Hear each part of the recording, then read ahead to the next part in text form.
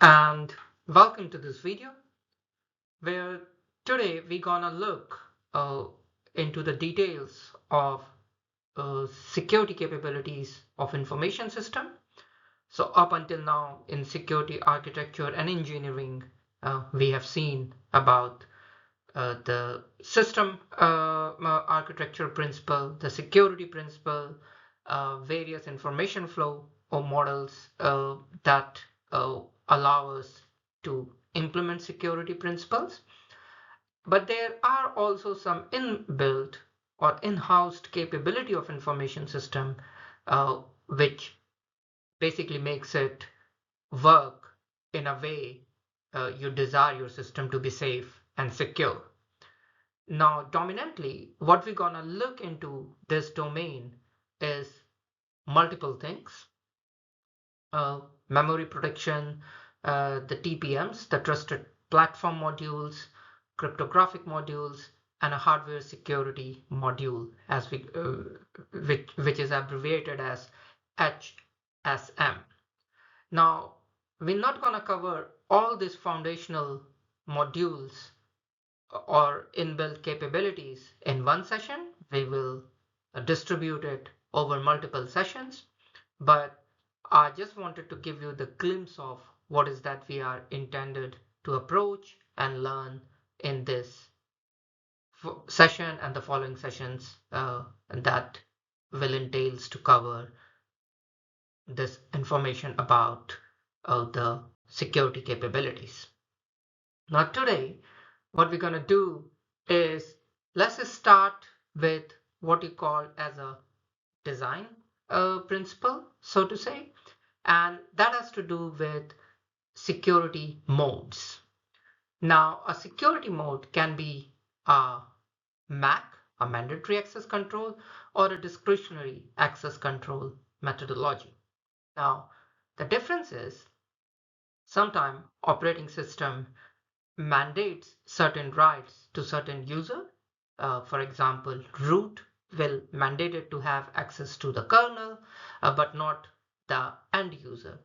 And then there are certain rights which could be discretionary. For example, a user A would want to give access on a folder to user B, then the access to B can be given at the discretion of user A. And that is what it meant by discretionary access control.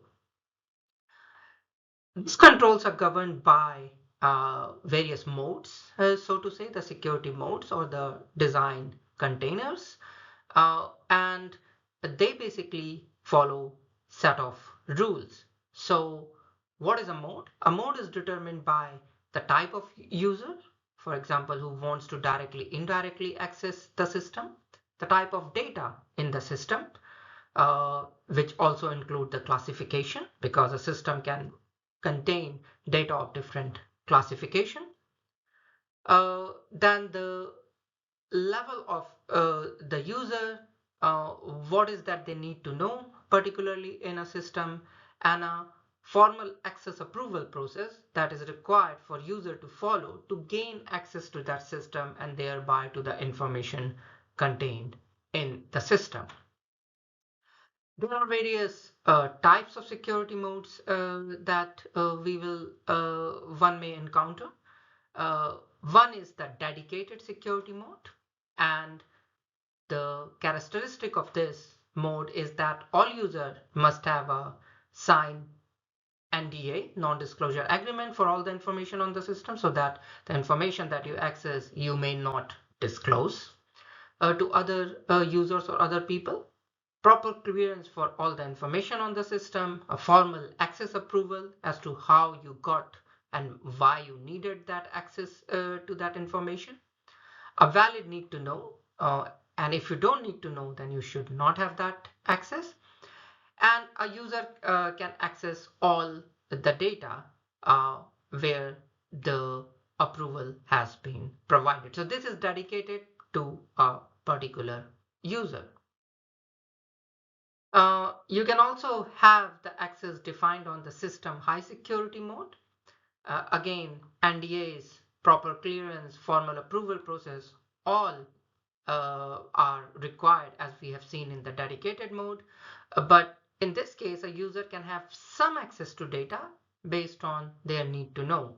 So you can imagine, for example, a manager may have access to your salary data or to your job grade data, but he or she may not have access to your medical data if they're supposed to be a medical information is stored in the system. So that's why it is compartmentalized. It is a high security mode where only some access is given and not all the access is given.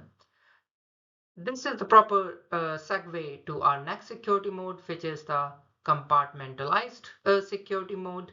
It follows the same characteristic, more or less, with the NDAs, formal access approval, a valid need to know requirement.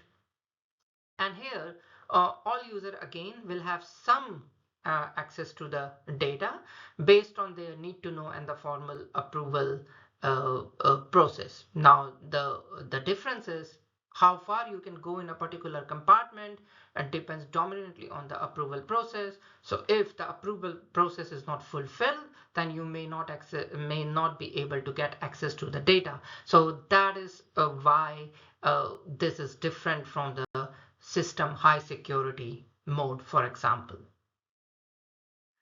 And the last one that we're going to see in this series is called the multi-level security mode. Follows exactly some of the characteristics that we have seen up until now. The difference is all user can access some data based on their need to know, clearance, and a formal approval process. And this is more or less the controlled security mode because even in the compartmentalized, there can be further segregation of data as to what you particularly see in a particular compartment.